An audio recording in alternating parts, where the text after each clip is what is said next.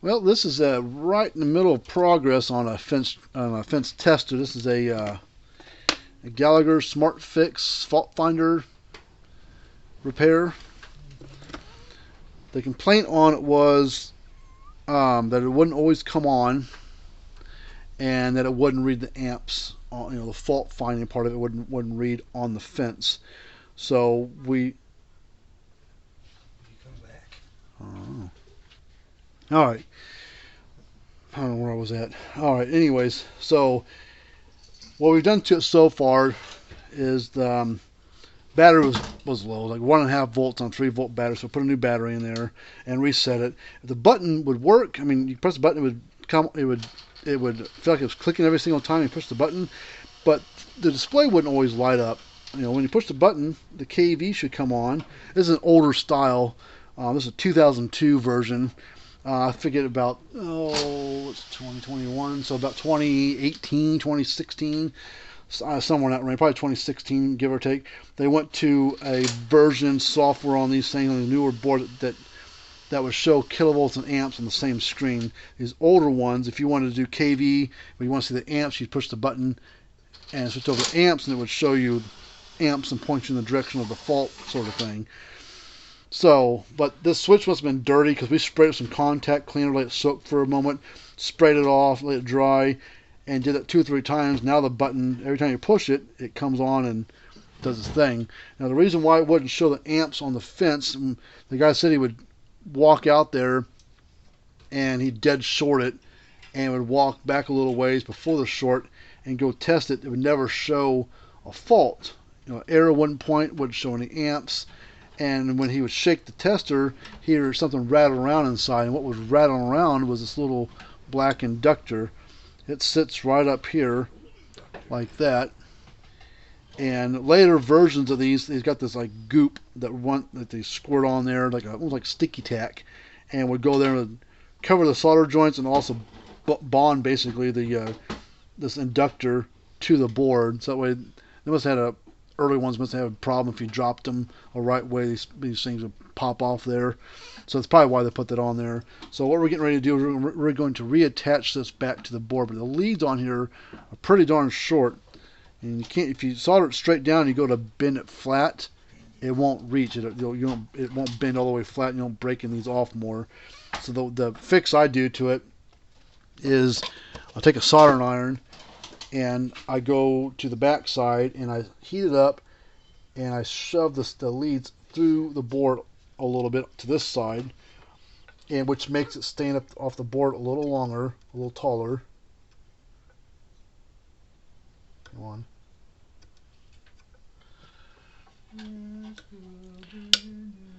And then I will take this, there's not a polarity to it, and I basically will heat them up together. I'm going to add a little solder to this.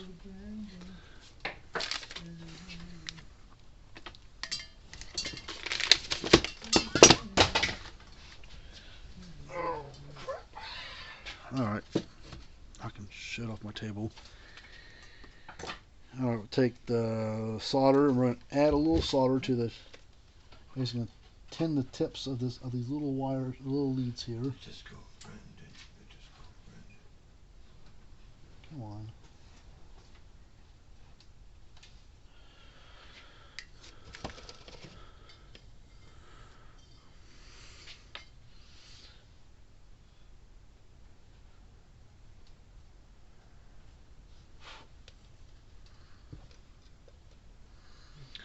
And we'll take it over here. And we're basically going to fuse it together. If I can get the. Actually, before I do that, let's add. Huh? Oh, really? What's it read? Either OL or if I got a 6 once. You're on the capacitance setting? Yeah, the F, UF, click off, or whatever it is. NF, I want to grab a 30. You got 30s, right? Maybe. Try that first. Well, I mean. Okay. I don't think it's going to solve his output problem. Oh, here's why. Wire broke off. Yep. Okay.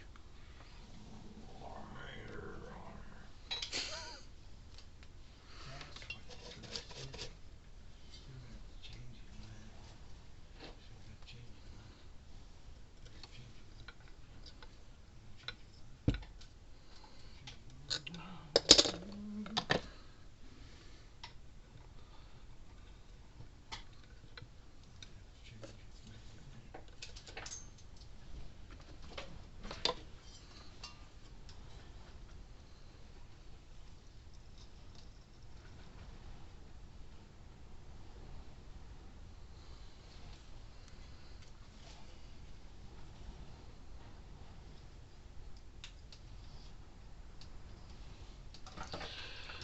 Alright, got one side done all the way. This side's partially on, but we're going to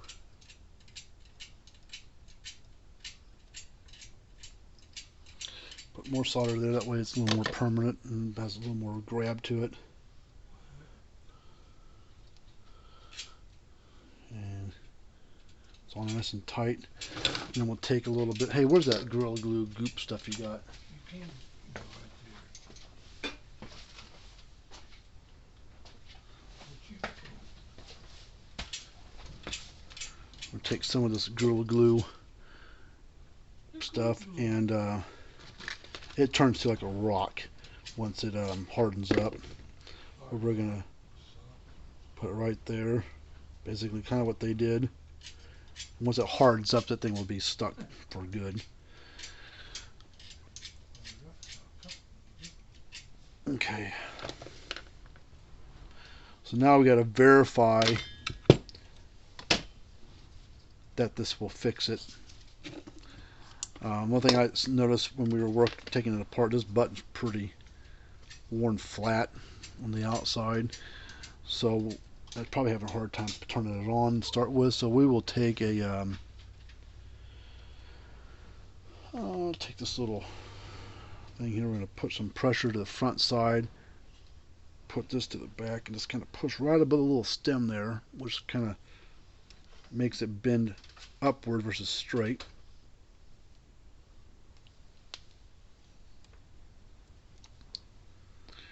Change the angle of that button, this little inside piece, so hopefully it makes a better point of contact for that switch on the inside here. So let's put this back together.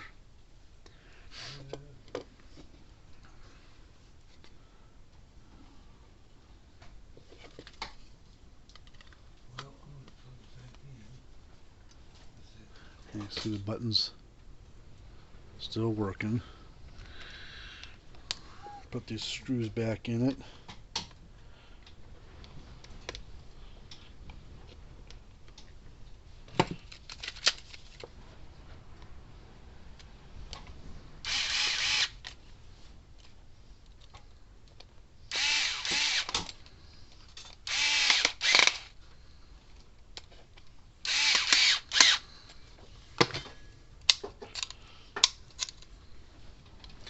Alright, so now what I got to do to be able to test the amp side of things, you need a good working fence charger.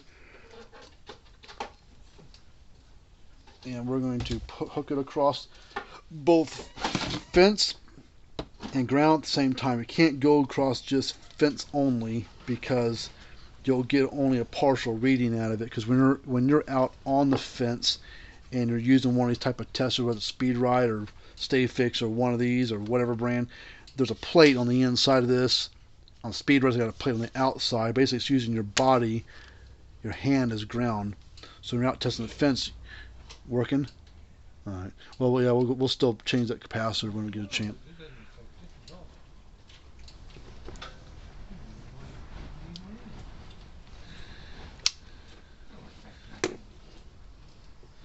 So we have to go across ground and fence same time. So this is not gonna reach, not gonna work right. Let me see if I got another little jumper lead here a little bit ago. Where'd it go?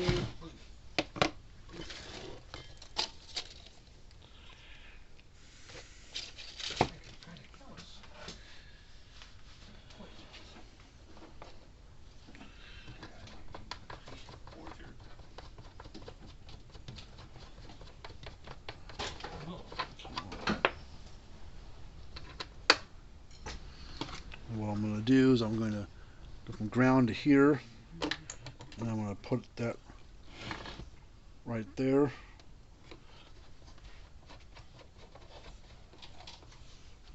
It should give us a high volt reading and a high amp reading at the same time. So let's plug this charger in.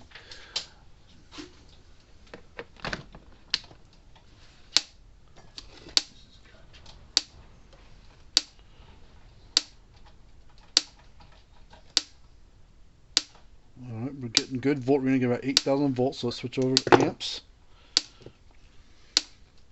You know, you see the arrows already starting to show up, and these have magnetic field stuff to them, so you can see it's giving us 44 amps with the arrow.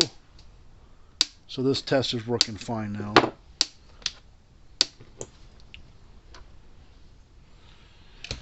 So, and the button up here is working. That button's working. So this tester is fine. So we're good to go. Well, that's basically it on this little video. If you got one of these fault finders, let's take a look at it for you. Be happy to look at it. They make Gallagher Smartfix, Gallagher Fault Finder. They're all the same, just a different name, different sticker on the front. So there's some information right there. Email us, call me, text. FencerFixer.com's website. cattlescalerepair.com's our website for the cattle scales and low bars that we work on for mostly True Test and Gallagher, but we can work on almost any of them. And our address to ship things to. We work on all brands and ages of these things. So until next time, we'll see you guys later on.